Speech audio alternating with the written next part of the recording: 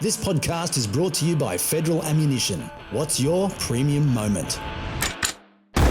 Hunters, farmers, sporting shooters. It's time to set your sights. It's time to unload on the podcast made for Aussie shooters with Brad. For a lesser man, this would be a challenge. Matt. Quite frankly, I'm going to win this. And Keith. I am pretty much the rabbit-proof fence. It's the NIOA Unloaded Podcast. Yes, well, welcome to the very first NIOA Unloaded Podcast. Keithy, great to have you in the seat, mate. Pretty good to be here, mate. Brad, always a pleasure. Thank you. Listen, it's going to be an exciting show. We are going to take you ice fishing, and we are also going to tour the Federal Ammunition Factory. Oh, yes, and we're going to have a chat to Dave Leis. Oh, yeah. VP of Sales and Marketing at Vista. Also known now as the Kinetic Group. Correct. We also, I think, Brad, where did we else we go? We also went to... We went to Oroville, California, Yeah. went to the RCBS factory. So it's been there a long, long time. It was good to see that right from humble beginnings, I suppose you could say. Yeah, no, it's going to be great. And then we're also going to talk new products direct from SHOT Show 2024. Let's get this thing started.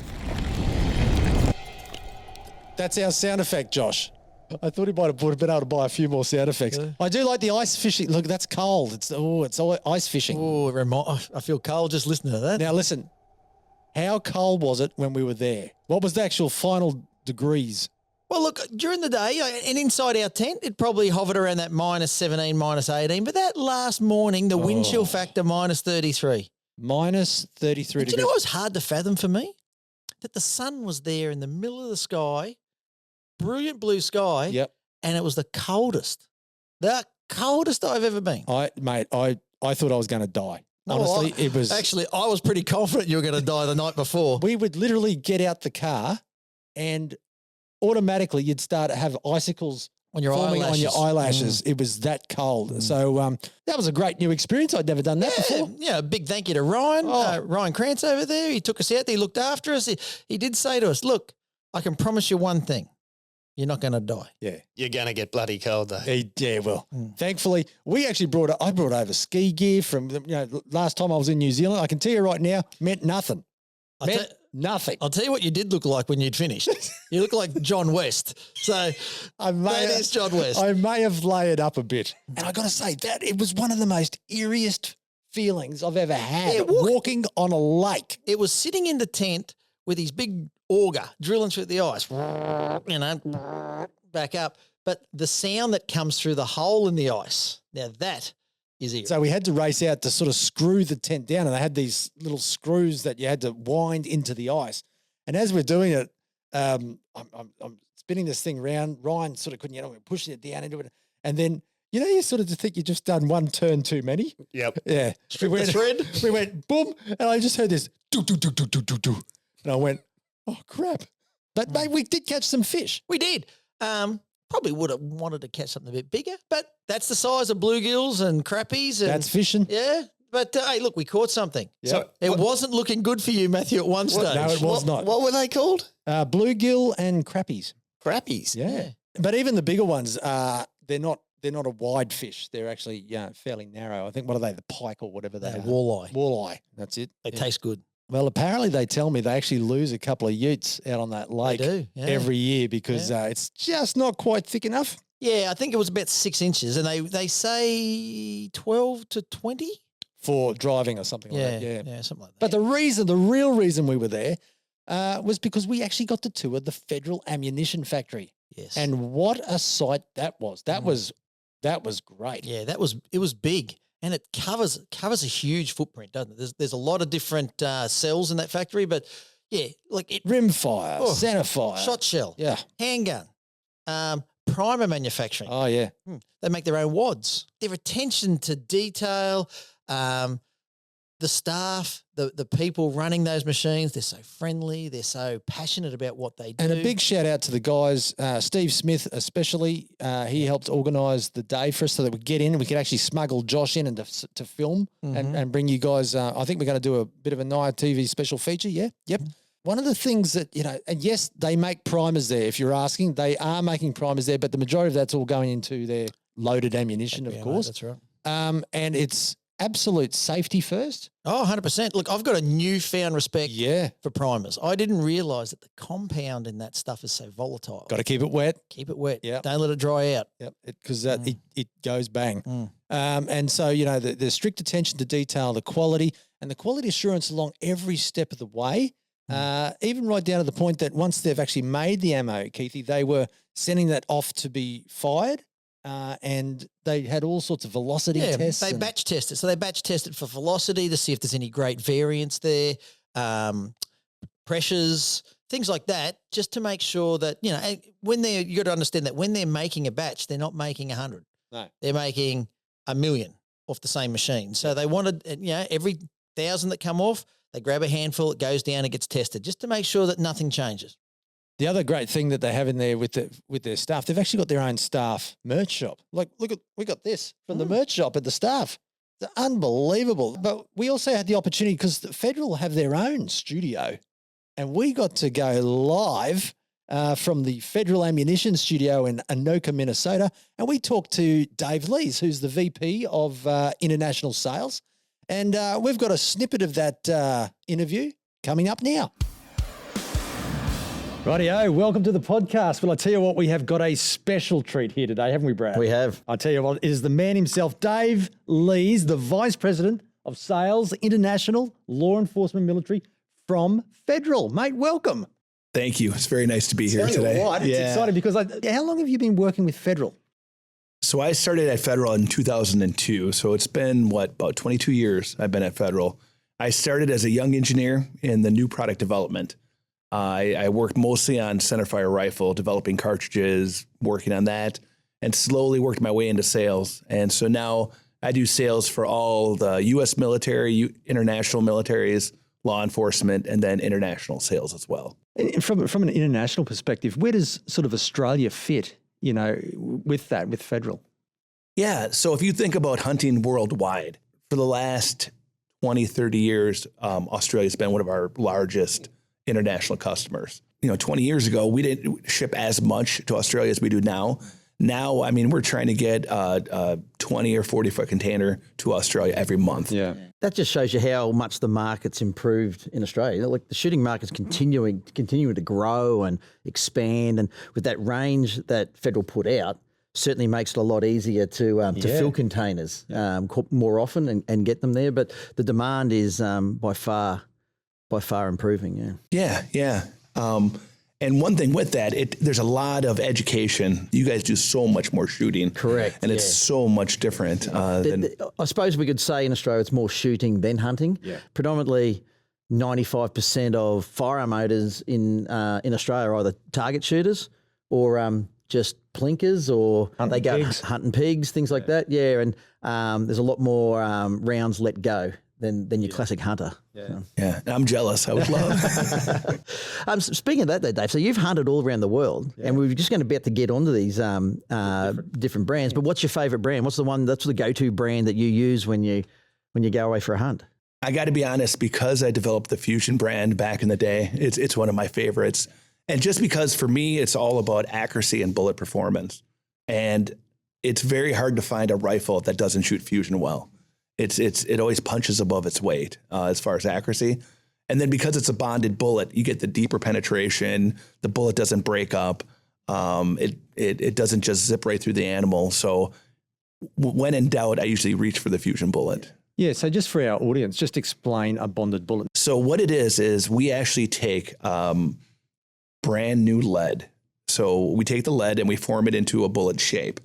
We then take that bullet or the lead bullet shape and we plate our bond copper to that bullet, and it goes on extremely uniform. So that bullet has the exact thickness, and any part of the bullet is exactly the same. And that copper will actually bond to the lead core. So then after that, we then take it into our machinery, and then we'll actually split the bullet and then bring it back on itself. So we can kind of program it how it's going to expand. When we developed that bullet, we want it to work at 20 meters and we want it to work out past 400 meters and beyond. So what's great about it compared to a typical non-bonded bullet, when you shoot it, I've seen this many, many, many times. If you go and cut that bullet out of the animal it will be expanded, but it will weigh close to what it started at. It doesn't break apart. You don't have pieces of the bullet breaking up. And so weight retention. the weight retention is great. important. And if you think about it, the more it weighs, the more you have penetration. Yeah. And so if you don't have the greatest shot and you hit exactly where you want to go, that just helps to save you a little bit. I can certainly back you up on that accuracy part, because we've had guns back at Australia that have come back for accuracy issues, and we've thrown Federal Fusion in it, and it shoots one hole.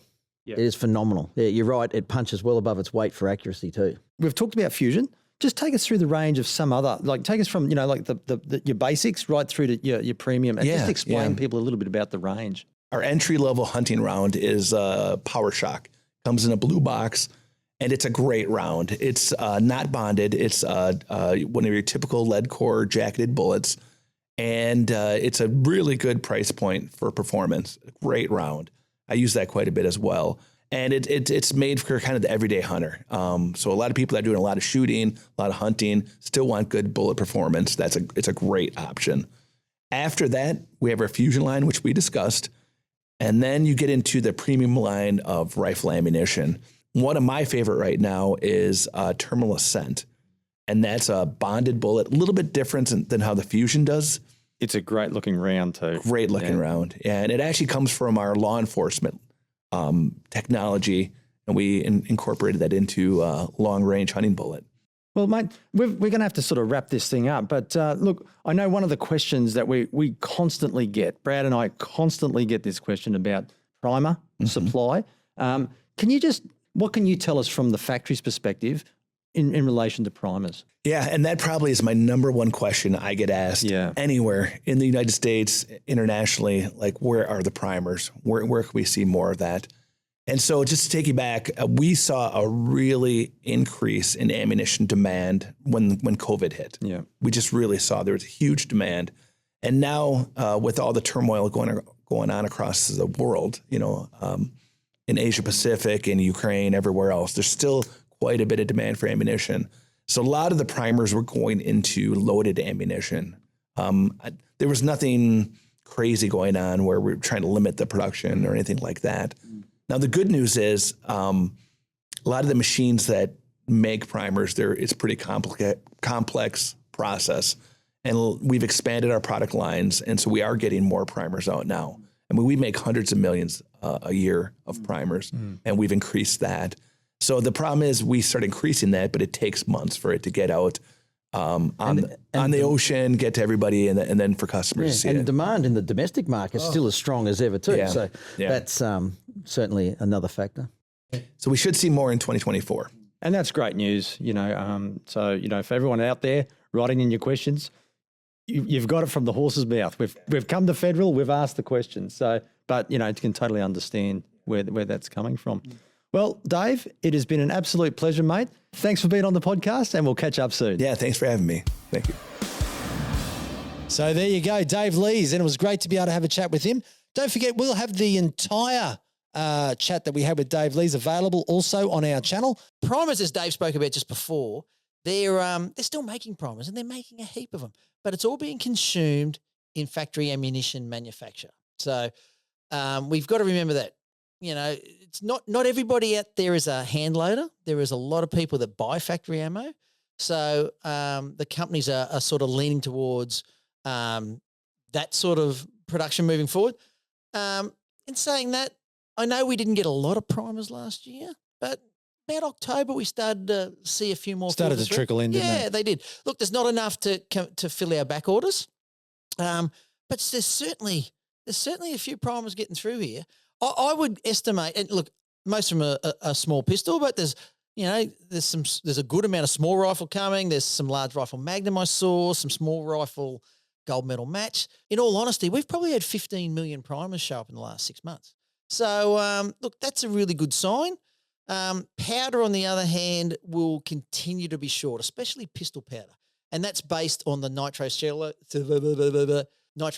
shortage. And that's, I was going to bring that up. And so a lot of the stuff that we saw at SHOT Show, a lot of the talk around there was around the nitrocellulose shortage. Yeah. I was able to say that with no problem. I struggle. We've got to remember, we're lucky in Australia. We've got a powder manufacturer facility here that is making rifle powder. So if you're a rifle loader, you're going well. But yeah, pistol guys.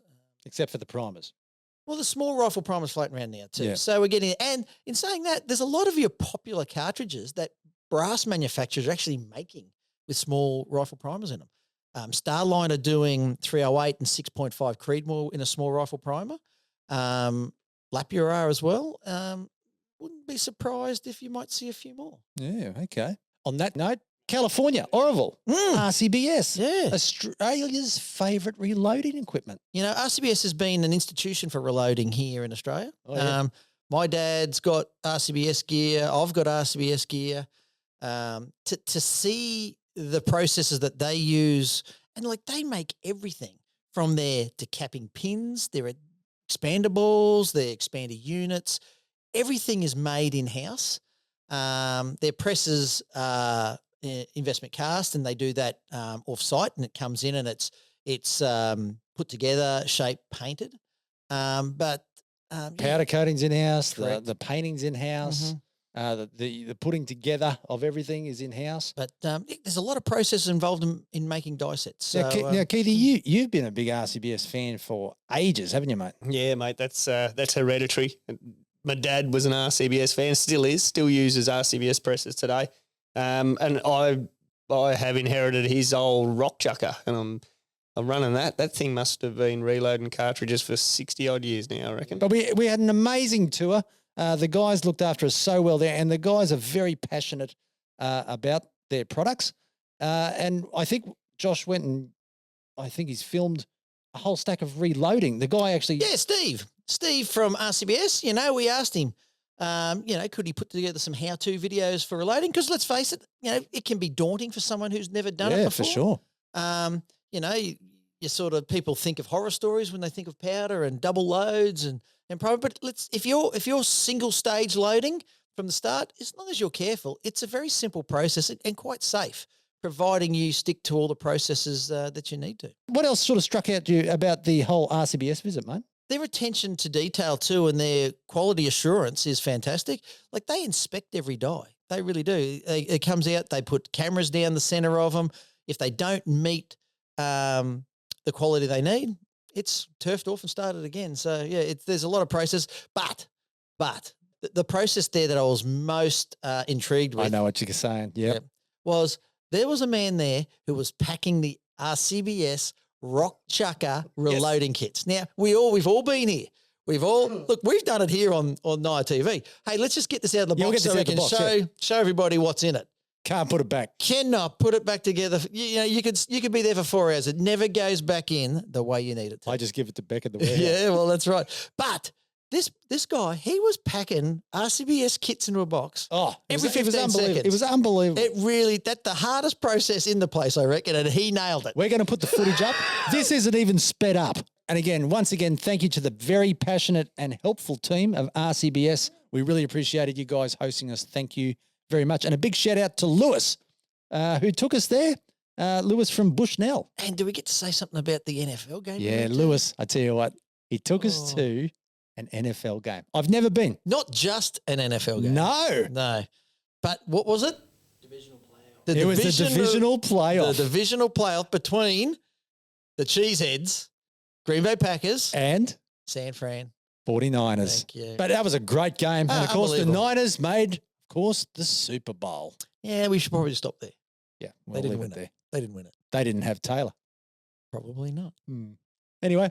Look, I got a funny story to tell you. Do you remember when we traveled in the US? Yeah. Right. We were in. I'm not going to say a town because it'll incriminate the person I'm about to talk to. But we got to this motel. We've been traveling all day. Yeah. And a bit over beer. All I wanted was a glass of wine to go with my pizza. Remember that? I remember glass of wine to go with my pizza. Right. So I said, I'll have a bottle of wine. Up to the room I go. Not a screw top. Still the old cork. Yeah. No panic. It's a self-contained unit. Okay. Could I just say too that we were all sharing a unit. Brad just hasn't gone up to drink a bottle of wine by himself. All right. I was well on the way, let me tell you. So we get into the self-contained unit. Yeah. There's got to be a bottle opener. Sure. With a corkscrew. Look through the drawers. I searched through everything. Nothing. I went to your room. Nothing. Have you got one? I went to Digital Josh's. Josh, have you got a corkscrew? Nothing. No drama. I said, I'll go downstairs and I'll see reception. Downstairs, I go down to reception and I say, hey, look. With your bottle of wine. With my bottle of wine. That we just bought from reception. We just bought from reception. And I said, look, I can't open this. There's no corkscrew in the room. She goes, oh. And there was a little awkward silence. And I said, so would you have a corkscrew here? She goes, no. I said, oh. I said, so how do I open this bottle of wine? She said, there's a shop down the street to the right. I think it's a Target. Target. She said, go down there and buy one. I said, it's -6, it's snowing, and it's 9:30 at night. She goes, yeah, but that's the best way. It's the quickest way you'll get a corkscrew.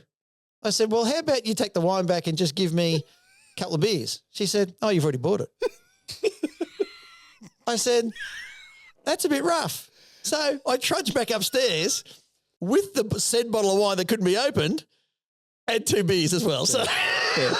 Could I just say also to the accounts department, that will be on the bill. All right, it's time to head over to SHOT Show 2024.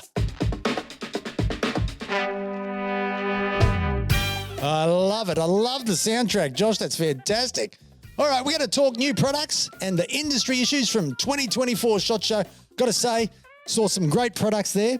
Really interesting products. I'm going to start off 2 years ago. Caldwell brought out a new product, which was the foot pedal operated. The Claymore. The Claymore. Mm. Where they could throw out the targets. I think it was about 100 yards, 60 to 100 yards. 70 yards. Yeah, yes. something like that. A bit further than you could hit.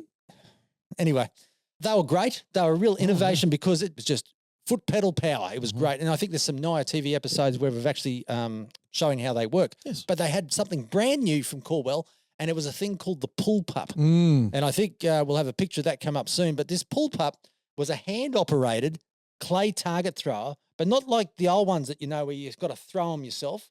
These things are, you pull back a little arm, very safety conscious. You've got to have a safety bar at the front, much like a, what do they sort of call those rifles? You shoot it like a grenade launcher. Pretty like a much. little grenade launcher sort of thing. And everyone will be familiar with that. Yeah. And Sorry, probably a bad analogy. yeah, but you've got to have the safety depressed before. It's called a grip safety method. Yeah, the grip safety before it will actually trigger. But you do. Trigger the actual target. You shote the clay like a gun. It's so it's unbelievable. really good. Yeah. Yeah, and out to about 60 yards. And very affordable. And you can shoot rabbits out of it too. Yeah, yeah. You can turn this shit Shoot around. No, you can't shoot rabbit a rabbit. targets. Rabbit targets, Kiki. Yeah, it's. I don't know. Rabbit's sitting there quietly. Sneak up behind him, give it to him. I reckon you get him with the clay. It's certainly stunning. Oh, I thought you meant you load it into the thrower and launch it. What, the rabbit? Yes. Of course, a few issues. It does. But the Caldwell pull pup, it's definitely worth checking out. When are we expecting those, Brad? Mate, they're on order now. I probably, like a lot of new stuff, probably mid-year. Make sure you check it out. We've also got it on the latest NIOA TV episode. Brad, I know you were very excited heading over to the Ruger stand because they have just released the new Ruger Gen 2 American rifles. Yeah, they did that just before Christmas. I think they're a vast improvement on their standard American series. So when I say vast improvement, not in quality, but just in features, they've got Cerakoted actions, Cerakoted barrels, muzzle brakes, spiral fluting, all detachable magazines. What was the bronze barreled one? That's a new one they haven't released yet officially, but it's going to be called the American Hunter.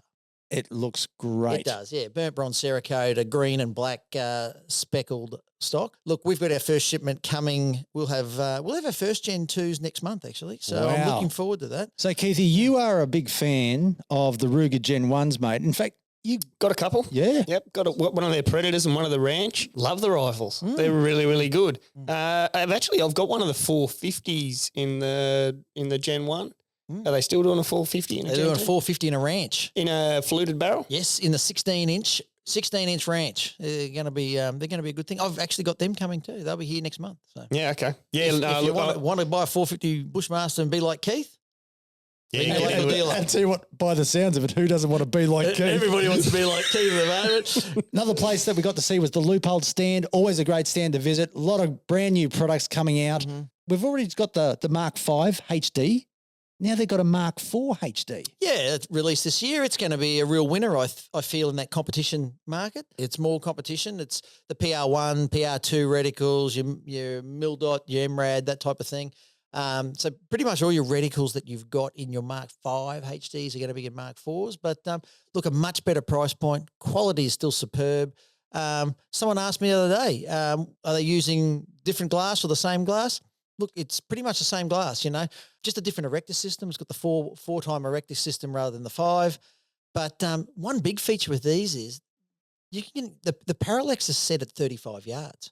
So you can use them on any rimfire you want. Having a scope of that quality with a parallax at 35 yards, that opens some doors. We do a lot of parallax adjustment for those rimfire shooters that want to use their high magnification scopes at that 25, 35, 50 yard.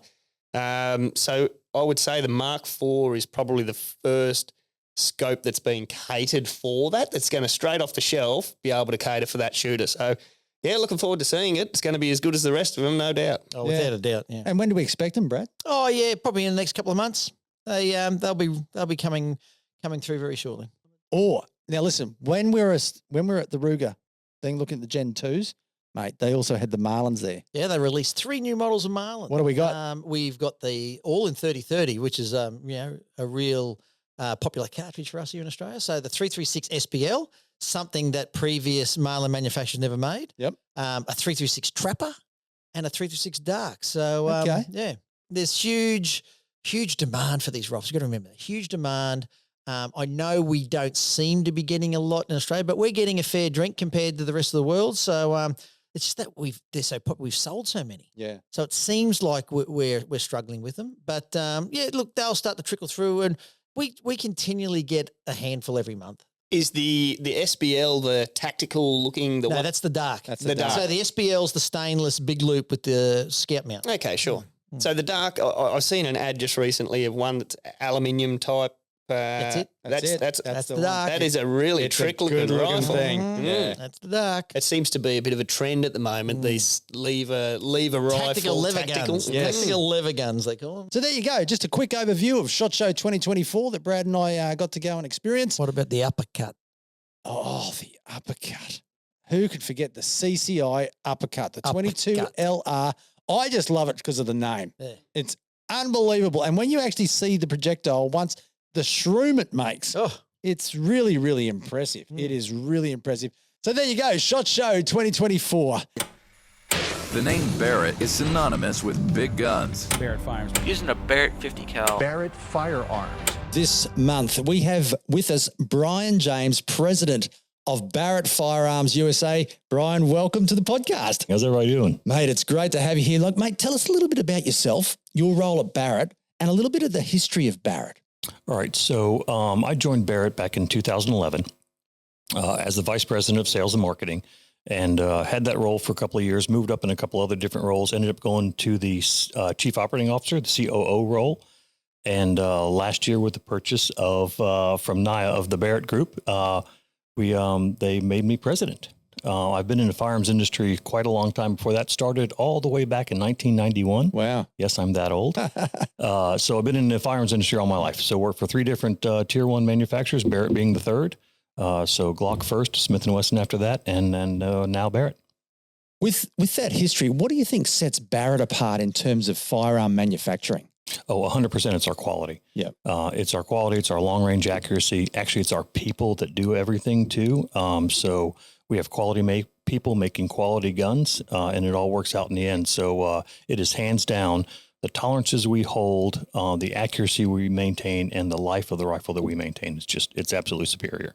I mean, Barrett have always been known for the 50 cal. When you say 50 cal, you automatically think Barrett. Earlier this year at SHOT Show, you guys released the new Barrett MRAD ELR. Yeah, the extreme long range rifle. Take us through that. So we had we had the design for a while. We had actually delivered it to a military. They wanted a capability to have a shoulder-fired man-portable rifle that moved past 2,500 yards there in the U.S. And so we developed a rifle for that, chambered it in .416 caliber, .416 Barrett. We'd also done it in .375 Enabler, which is another very popular ELR cartridge in the U.S. And once we filled that military's procurement, we decided to make that a commercial offering. And now we launched it at SHOT Show as the MRAD Extreme Long Range Rifle.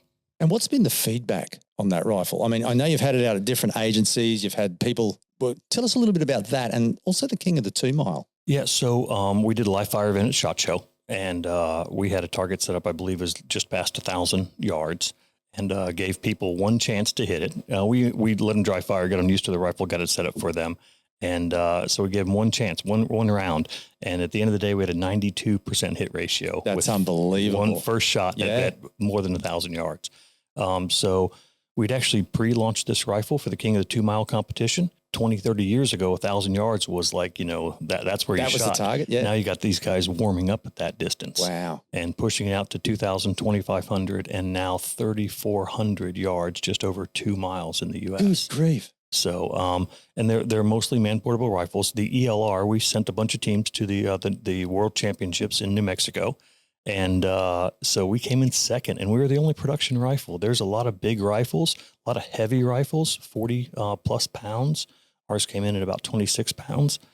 So we did really well. We were super happy with the second place showing for a gun that was going into production. Well, I was going to say that, in terms of that kind of work, a production rifle straight off the press, so to speak, literally out there and coming second. Yeah. For our viewers out there, a lot of that work, their rifles, they're customized, they're, to the hilt, aren't they? Yeah. Oh, sure. They are purpose built. They're heavy, but in the military, you have to have stuff that's man portable, that's not crew served. Yeah. And so we filled that requirement for the military and then launched that onto the civilian side. And that's really what we've done a lot of is we build rifles for the enthusiast, the sporting side enthusiast, and for the military. And so we're pretty well known around the world for that. And I was going to say, just for our viewers out there, just take us through just some of the product lines that you have.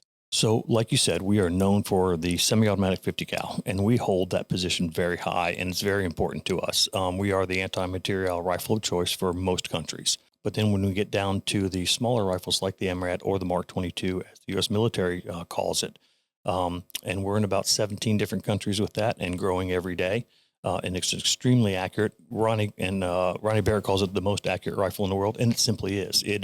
It's one thing to make one rifle really accurate. The hardest part is to make 1,000 copies of that. And that's what we do every day in Murfreesboro, Tennessee. And that pursuit, I've seen this in the factory, the pursuit of continual improvement and getting better is very profound at Barrett, isn't it? It is, and it starts with our ISO 9001 certification. Quality is everything. We measure everything on first time pass. The rifle is measured for quality all during the manufacturing process, so that we don't get to the end and a rifle doesn't shoot for some reason. So we're at about 97% first time pass. That means the rifle has gone all the way through the manufacturing process, and 97% of the time it passes accuracy on the first time. There's fallout, could be ammo related, could be something simple.